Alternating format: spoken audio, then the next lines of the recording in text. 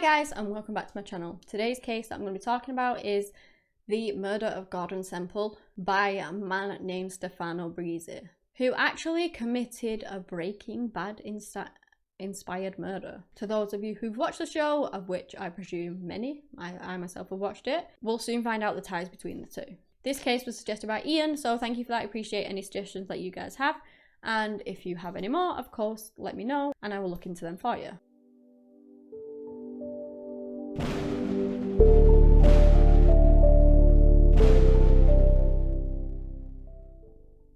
Stefano Brizzi was born on the 26th of June in 1966 in the Tuscany region of Italy. He was the youngest of his siblings and he was raised in a devout Catholic home. As a result of that, they were completely against gay people, which Stefano actually knew that he was by the age of 15. So he felt like he could not tell his parents, that he would bring, I guess, shame on them, that they would disown him.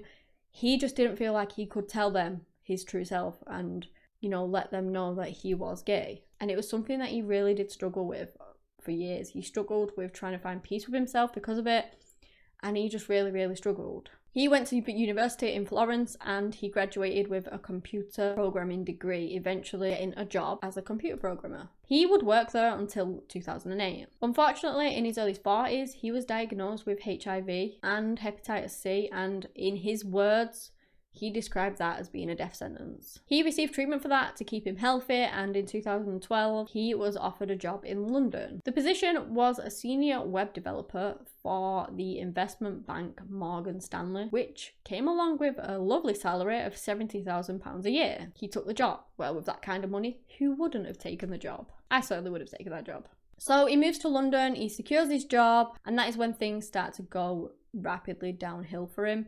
He gets into the party scene and the drug scene. He was on GHB, ketamine, and the one he liked the most was crystal meth. He became addicted to meth, smoking it pretty much every day. He struggled with his addiction over the years. He sought counselling, he went to psychiatrists and meetings and things like that. He would come off it for a little while and then he would go back on it. He would go to meetings, go to counselling. Each time though, unfortunately, he would end up back on the meth, with it eventually getting so bad that he would be fired from his job. He quickly went from having this really well-paid job, kind of living the high life in London, to this introverted meth addict that didn't really want to leave his apartment, flat, whatever it was, where he would just smoke meth all day and watch the TV show Breaking Bad, which was kind of his second addiction, if you want to put it like that.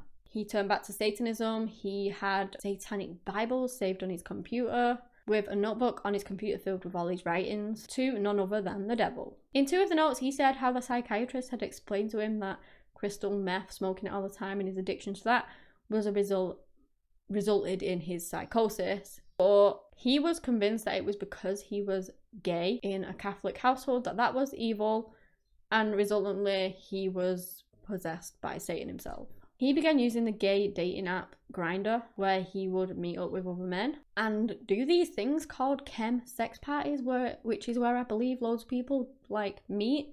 They all do drugs and then they just have orgies and sex for like days on end and do more drugs. He did that throughout most of 2015 and 2016. And then this brings up to the 1st of April 2016, when PC Gordon Semple is reported as missing. Gordon also uses the app Grindr, but little did he know that this would be his last hookup. Gordon, who was 59 years old, was originally from Inverness in Scotland. He had a loving partner of 25 years called Gary Meeks. He was a senior officer in the police force with over 30 years experience in the Metropolitan Police. Gordon was really well liked. He was described as being a very soft-spoken man, a very, really nice man. Everyone just loved him. One of his friends described him as like a great big teddy bear, but what they didn't know, what his friends and family didn't know, was that he had a ferocious appetite for sex, spending a lot of time looking through Grindr, which isn't a bad thing, but obviously if his partner doesn't know when he's cheating on him, then that's not a good thing either.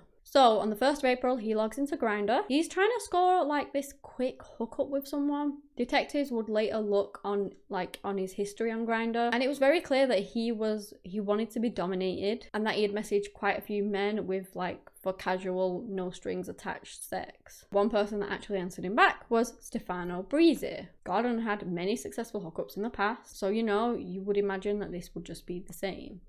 Unfortunately for him, that was so far from the case.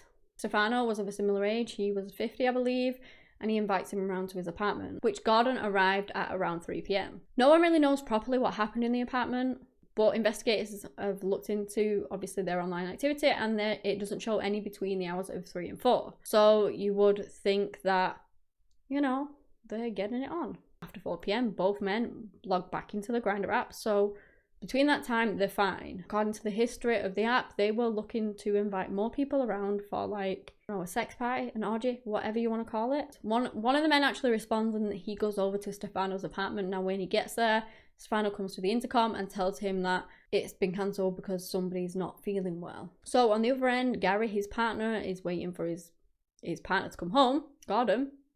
And there's no sign of him, there's no calls from him, there's no nothing. He's starting to get really worried, and he eventually reports him as missing. His kind of worry turns into panic when days pass by and there's still been no sign of Gordon, and nobody really knows anything about him. The police are investigating, but they just don't find anything initially, and so he's panicking. He wants to know where his partner is. 5 days go by since anyone has seen Gordon at all. At that point, the police are searching everywhere. They're doing everything they can. They're calling in divers into the River Thames to search that, but they just found nothing. Then on the 7th of April, neighbours report to the police that there is this foul smell coming from Stefano's apartment. Initially, the neighbour was really concerned about it, so they knock on his apartment. He answered the door calmly. He was completely relaxed, as if nothing was wrong. As if the foul smell of rotting flesh coming from his apartment wasn't Gordon's rotting dead body that he had murdered a week before. Just normal, nothing had happened. He says something about cooking, that's where the smell's coming from, it's from cooking. Which it's not, come on. His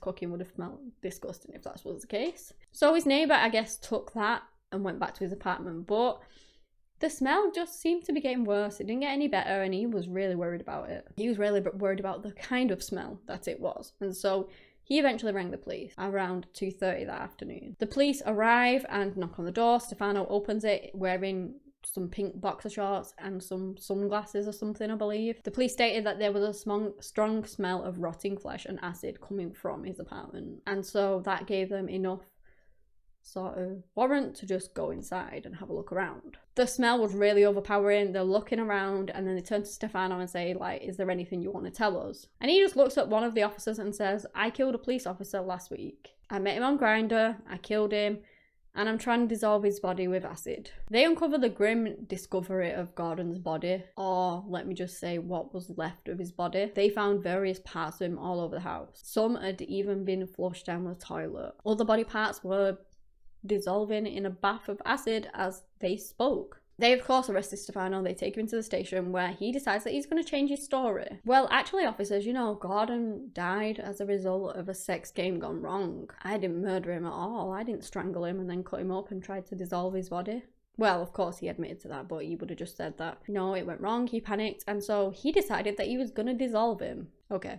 He then followed up the next series of questions with no comment. At the same time as he's being interviewed, the forensics are at the apartment, and they are just uncovering more and more disturbing details about what happened to Gordon. I'm just gonna put in a little warning here that it gets quite graphic and pretty gory and gruesome, so if you don't want to know those details, then, either skip forward or just click off the video now. During the autopsy, they found evidence of strangulation. He had bruising and all these marks all over his body. He admitted that he was inspired by the TV show Breaking Bad, and that is why he tried to dissolve Gordon's body in acid, because he'd seen it on there, and that is what he did. One of Gordon's severed feet was found in the River Thames, where he had also dumped several of his internal organs, along with some other body parts. There was garbage bags filled with body parts in his flat, including mounds of human flesh. His pelvis and part of his spine was found in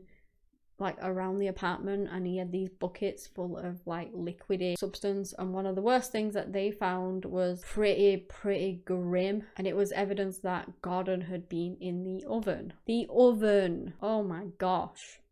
Not only the oven, they found evidence of him being on the chopping board and in a cooking pot. So maybe when he did actually tell the neighbour that, you know, the smell was him cooking something, well, it seemed like he was cooking something. A person. There was also evidence of a bite mark on one of Gordon's ribs. So surely that begs the question of cannibalism, right? Well, that was actually brought up at trial, but there wasn't actually any solid proof that he had consumed any part of Gordon. But I don't get why he's in the oven and chopped up on a board and in a cooking pot. His intentions to me were cannibalism. Whether he actually did it, who knows? But it's just disgusting to even think about. On the 20th of October in 2016, his trial began and the court proceedings were shown like this CCTV of Stefano going out. He was going to a DIY store to purchase a number of items that included a saw and several large buckets. So yeah, he was gonna obviously dismember him and then melt him. In November of 2016, after 30 hours of deliberation, Stefano Brizzi was found guilty of the murder of Gordon Semple by a majority of 10-2. On the 10th of December in 2016, he was sentenced to life imprisonment with a minimum of 24 years. After just 2 months into his serving his sentence, Stefano Brizzi was found hanging in his prison cell. He had taken his own life. He was found hanging at 9:40 a.m. by prison staff who went in. They obviously cut him down. They attempted to resuscitate him, but he was pronounced dead shortly after 10 a.m. He was just 2 months into a 24-year jail sentence, which unfortunately, at least in my eyes, isn't really justice at all for poor Gordon. Not that anyone could have helped it, you know, nobody really anticipated that he would take his own life or that he would have the means to do that. So obviously it's not anyone's fault, but it's just like you want him there in prison for 24 years. He was a meth addict. He would have struggled. You know, he would have wanted his drugs and he would have suffered. Like poor Gordon suffered. Like he took Gordon's life. He just didn't even give him any option. You want them to rot in jail for the rest of their lives. And he did 2 months. And that just kind of makes me angry. Stefano really did struggle with his drug addiction. And the drugs probably blurred the lines between like reality, and unfortunately Gordon ended up paying the ultimate price for that, which just completely breaks my heart. Poor Gordon was just flitting through an app looking for a casual hookup, and then it ended up in him being strangled, chopped up and melted in acid, Breaking Bad style. And the way that he did it really surprised me. I know acid's been used before in cases, but he literally did it because he saw it on a TV show. And that is just madness. My heart truly goes out to everyone involved in this case, Gordon's family, his friends, his partner. It's just so tragic what happened to him. And I am, you know, I'm so sorry that they didn't really get... They got justice in a sense. The person that did it was behind bars, but not for very long. And yes, okay, he's no longer living, but I don't know. I'm not really into, I know it's not a death sentence because he took his own life, but I'm not really into the death sentence kind of thing where they're just done and gone. I prefer to think of them sort of rotting in prison for the years for what they've done.